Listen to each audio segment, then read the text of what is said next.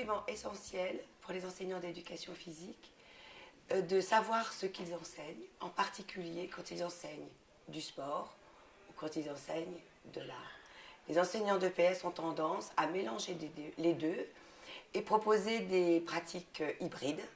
Par exemple, en acrosport, on met des petites fioritures et puis on pense que c'est du cirque.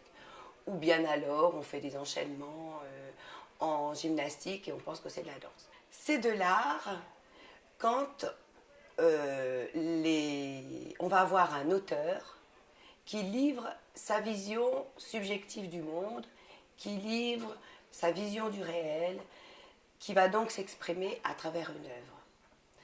Donc ça correspond à un besoin d'expression, c'est très subjectif, c'est très partiel, mais en tout cas c'est toujours une recréation, c'est pas une imitation, ça n'est pas une reproduction du réel. On va être en art à partir du moment où cette œuvre elle est présentée à des spectateurs.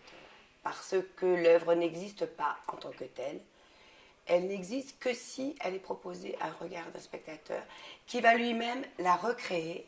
L'œuvre est en elle-même polysémique, autant de spectateurs, autant de perceptions diverses et variées. Et c'est ça qui va être intéressant, puisque le spectateur lui-même va redevenir auteur de l'œuvre, puisqu'il en a une interprétation différente. Alors le sport n'est pas de l'art, parce que le but du jeu en sport n'est pas de s'exprimer ni de communiquer. Le but du jeu, c'est de gagner sur la mesure, c'est de gagner sur soi, ou c'est de gagner contre l'autre. Alors le sport peut dégager de l'émotion.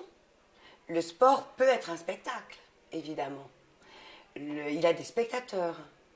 Mais ce pourquoi l'être humain pratique du sport, c'est pas pour communiquer, c'est pas pour s'exprimer, et ce n'est pas non plus, dès le départ, pour produire de l'émotion chez un spectateur. C'est d'abord pour vivre une émotion soi, parce que c'est vertigineux de se dépasser, de gagner sur l'autre, dans un code préétabli qui est le règlement.